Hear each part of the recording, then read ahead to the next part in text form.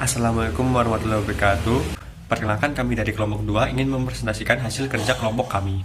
Sebelum itu, izinkan kami memperkenalkan diri terlebih dahulu.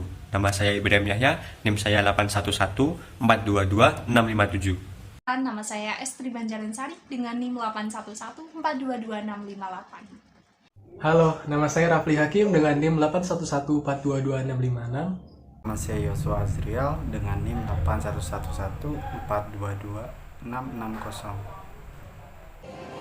Halo, perkenalkan nama saya Divani Rangistia dengan NIM 811422659. Sejarah Jepang bermula pada periode Jomon, yaitu 12.000 sampai 800 sebelum Masehi, yang mulai berkembangnya budaya hierarki atau kelas sosial.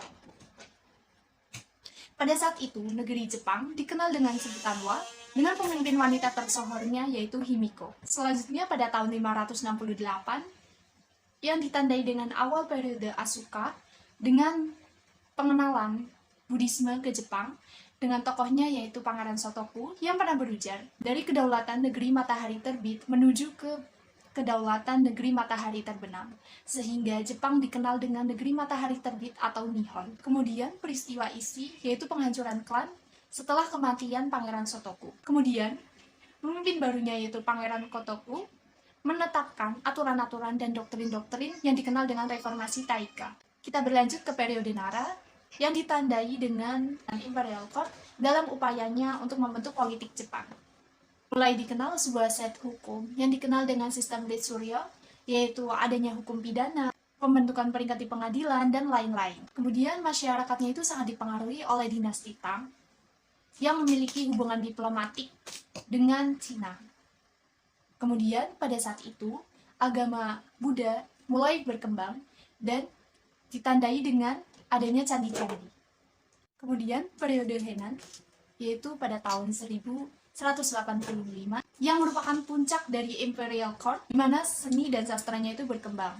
Hal ini ditandai dengan novel pertama dunia, yaitu Genji Monogatari oleh Murasaki Shikibu. Banyak juga tradisi Jepang yang muncul, seperti kebiasaan menghitamkan gigi, sistem suku kata hiragana, kimono 12 lapis, yang sangat rumit. Lahirnya kesogunan. Pada saat ini, Jepang mulai tidak stabil dan militer semakin berkuasa. Hal ini ditandai dengan sengketa suksesi, yaitu persaingan. Ini memuncak pada Perang Berdarah Genpei 1180 sampai 1185 yang meletus setelah kudeta Taira dan berakhir dengan kekalahan klan Taira. Di era ini, keluarga samurai yang berpengaruh terus berjuang untuk kekuasaan. Kemudian, 3 jenderal pembentuk Jepang. Mereka adalah para bangsawan feodal yang disebut daimyo. Setelah kematian Toyotomi tahun 1598, Tokugawa menyelesaikan semua permasalahan dengan tangannya sendiri dan menjadi yang pertama menaklukkan kastil Osaka. Langkah agresif ini menyebabkan kepemimpinan negara itu menjadi 2 bagian, yakni mereka yang mendukung Tokugawa Ieyasu dan bangsawan feodal Ishida Mitsunari. Kemudian periode Edo, di masa ini ibu kota negara dipindahkan dari Kyoto ke Edo, kota yang sekarang dikenal dengan Tokyo. Banyak kesenian Jepang yang terkenal di dunia seperti ukiyo-e percetakan, teater, kabuki, dan kimono seperti yang dikenal saat ini.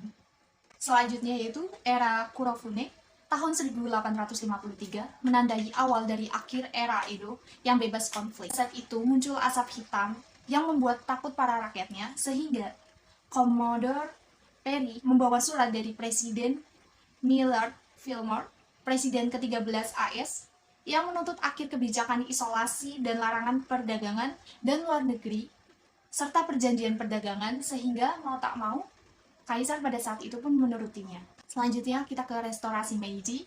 Kaum nasionalis pro kekaisaran yakni Isshin Sisi berusaha menaikkan kaisar kembali dan mengusir kaum barbar barat dari Jepang.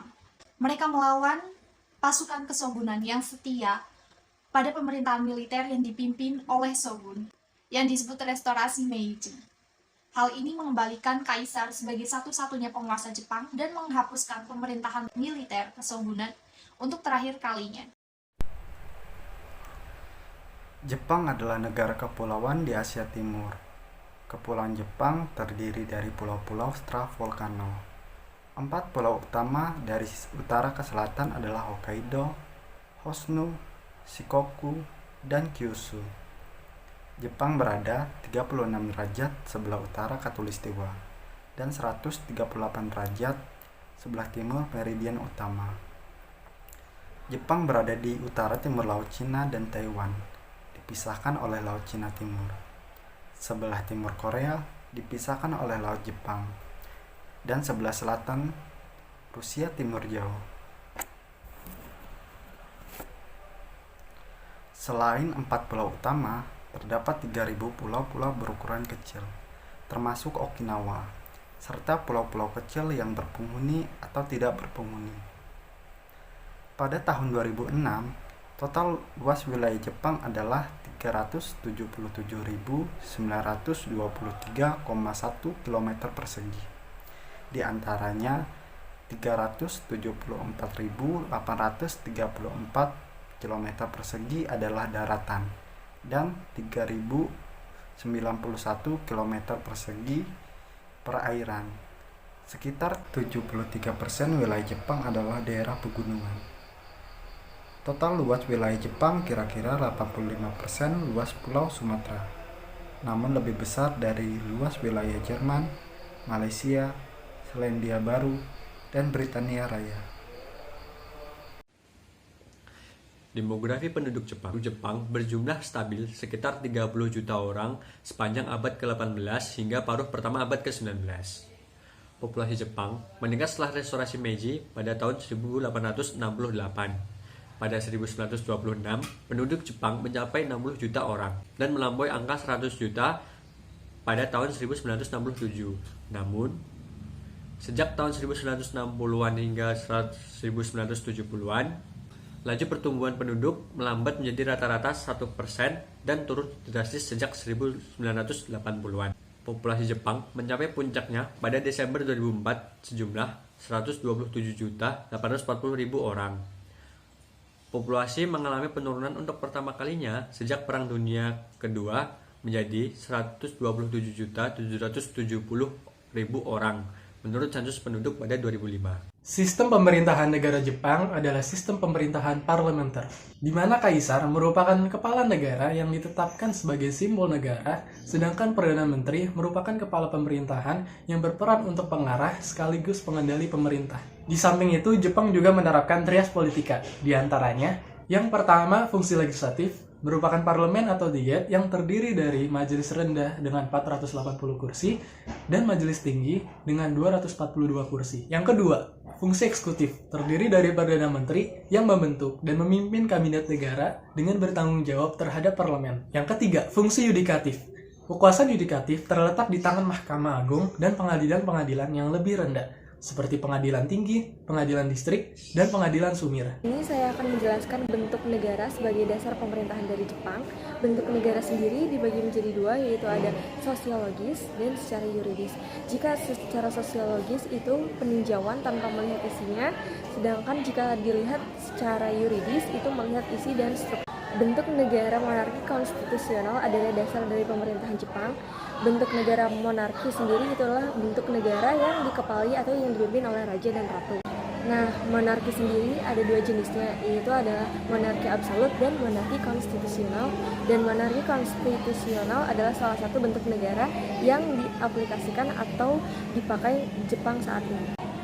Nah, bentuk negara monarki konstitusional itu sendiri jika di Jepang artinya kekuasaan yang dipegang oleh pemimpin atau Perdana Menteri itu dibatasi oleh konstitusi negara itu sendiri. Bisa diartikan bahwa sebenarnya kepemimpinan itu masih berada di kedaulatan rakyat loh. Nah, di Jepang sendiri mulai diberlakukannya undang-undang atau konstitusi negara itu yang mengandung 3 prinsip. Yang pertama itu tentang kedaulatan rakyat, lalu hak asasi manusia dan penolakan perang, itu disahkan pada tahun 1947. Nah, di Jepang sendiri ada badan kekuasaan tertinggi yang berfungsi untuk membuat undang-undang disebut Diet. Diet sendiri, diet rendah memiliki anggota sekitar 480 dan diet tinggi memiliki anggota sekitar 280. Nah, Diet sendiri memilih Perdana Menteri dari anggota mereka masing-masing. Sehingga bisa disimpulkan bahwa Jepang adalah negara yang sering melakukan pergantian Perdana Menteri, namun pergantian tersebut tidak secara signifikan mengubah atau mengganggu sistem operasional Jepang saat ini. Dan Jepang sendiri bisa dikatakan adalah negara yang sangat maju dan lebih baik dari negara lain karena hingga kini belum pernah terjadi demonstrasi besar-besaran yang menyebabkan atau mengakibatkan korban jiwa yang sangat banyak.